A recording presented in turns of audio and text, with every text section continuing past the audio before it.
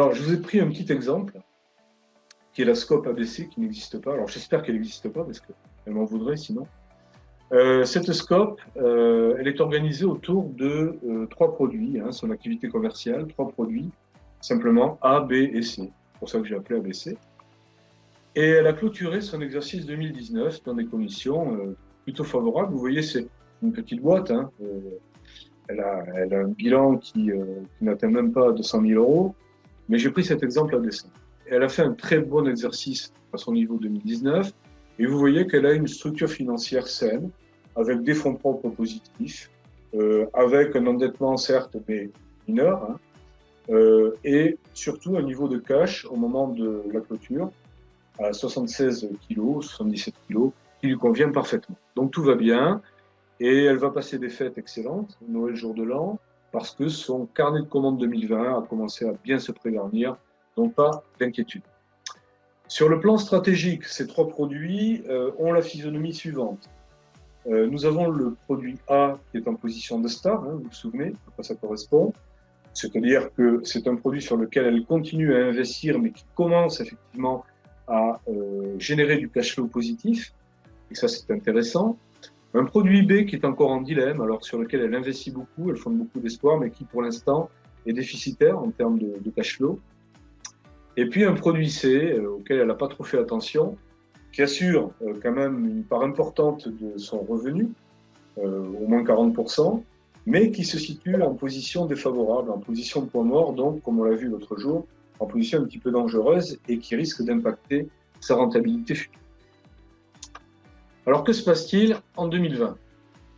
Ce sacré virus qui arrive et dont l'un des impacts pour cette scope ABC va être d'enregistrer amèrement des reports, voire même des annulations de commandes de la part de ses clients.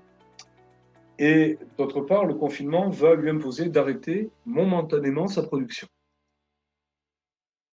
Ramenée à ses projections de trésorerie, voilà ce que ça donne. Et dès le mois d'avril, elle se retrouve dans le rouge.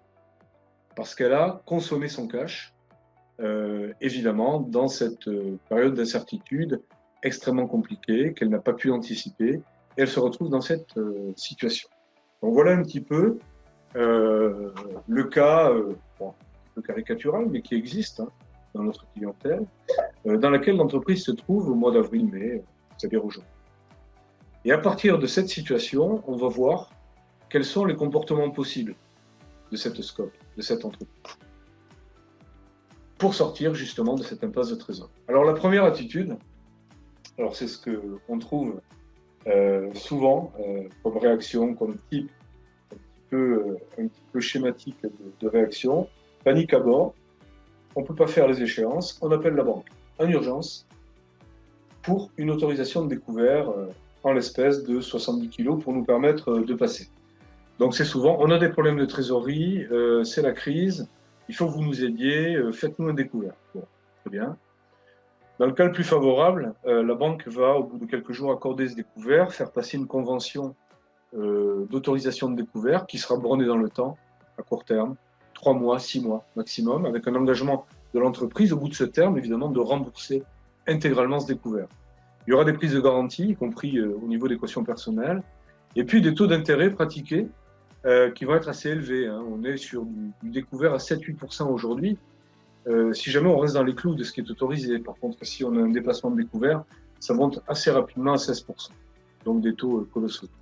Et dans le cas le moins favorable, eh bien, hélas, la banque va refuser. Et là, l'entreprise, pour le coup, va se retrouver dans une impasse totale. Et puis surtout, quelle que soit l'issue, même si elle obtient son découvert, elle n'aura absolument rien résolu pour l'année suivante, pour 2021, une fois qu'elle aura remboursé son découvert, et l'avenir. Donc avec un peu de chance, la banque continuera à la suivre à court terme, je dis bien avec un peu de chance, mais elle restera fragile parce que complètement dépendante de la décision de la banque. Sachez que contrairement au moyen long terme, où là vous êtes engagé avec une banque sur un contrat de prêt qui est complètement arrêté, cadré avec un échéancier de prélèvement mensuel ou trimestriel, contrairement à ça, les concours court terme, crédit de trésorerie, autorisation de découvert, eh bien, permettent à la banque d'adresser une lettre recommandée quand elle le souhaite, si elle le souhaite, à une entreprise pour lui intimer le remboursement en fait de ses découvertes dans les 60 jours suivants. Pour vous dire la fragilité d'un financement par ce qu'on appelle le blanc, le découvert, par rapport à un financement structurel, c'est ce qu'on va voir. Donc ici, ben, vous voyez, là j'ai fait une projection sur l'année suivante de trésorerie. Ben, malheureusement, non seulement les choses ne se sont pas arrangées, mais elles s'aggravent parce que le financement structurel n'a pas été fait. Ça, c'est la première attitude. La deuxième attitude, c'est que la SCOP a pris la précaution d'avoir un petit peu travaillé sur son modèle, sur son projet stratégique et sur son business plan. Et donc, dans les mêmes circonstances de problème de trésorerie, il va appeler sa banque et va commencer par lui décrire sa stratégie et ses plans d'action chiffrés. Ici, par exemple, un investissement sur le produit A, qui est en position star, vous vous souvenez, pour accélérer son passage en position vache à lait et donc générer des cash flows positifs sur la période moyen terme des 3 ans. Un investissement sur le produit B qui est en dilemme pour l'amener le plus vite possible en star et en cash flow positif.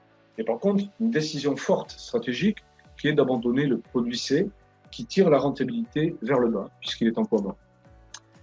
Elle présente à la banque ce petit schéma très visuel. Voilà où on en est, voilà où on va. On abandonne, donc vous voyez, on n'a plus la boule grise qui nous tirait vers le bas. Et à horizon 2022, nous aurons 2 activités principales bénéficiaires qui permettront d'avoir un modèle économique non seulement équilibré, mais performant. Elle va démontrer aussi dans cette attitude qu'après un exercice 2020 qu'elle va tout de suite déclarer comme étant déficitaire, en main effectivement des difficultés de trésorerie immédiates, eh bien l'entreprise va renouer avec la rentabilité. Elle va donc afficher effectivement un premier exercice 2020, l'exercice en cours déficitaire, et puis elle va démontrer, en faisant le lien entre sa stratégie, ses plans d'action, leur chiffrage et le business plan, qu'elle redevient bénéficiaire à partir de 2021. Elle va prouver aussi, et elle va mâcher un petit peu le travail du back-office bancaire, pour dire qu'elle a conscience du risque et qu'elle l'a analysé, qu'effectivement 2020 est une année critique, et pour cause de crise, mais que dès l'année suivante, on renoue avec l'espoir de marge positive et donc de profils, effectivement, qui la situeront dans une zone à situation saine. Et puis, elle va finir par présenter son plan de financement sur les 3 années, et ni plus ni moins que la synthèse de tout ce qu'elle aura exposé au préalable, et vous le voyez, qui lui permet de dégager une trésorerie donc disponible positive. Alors, elle va réclamer à l'appui de cette présentation un emprunt structurel à long terme de 150 kg, et là on n'est plus à 7-8%, mais à 1,5%. Elle va emprunter par exemple sur 5 ou 7 ans, ou bien encore mieux, elle va lever des quasi-fonds propres, et notamment pour les scopes des titres participatifs, pour la moitié du besoin, et puis par effet de levier, elle va aller chercher effectivement l'autre moitié, les 75 kilos, auprès de sa banque.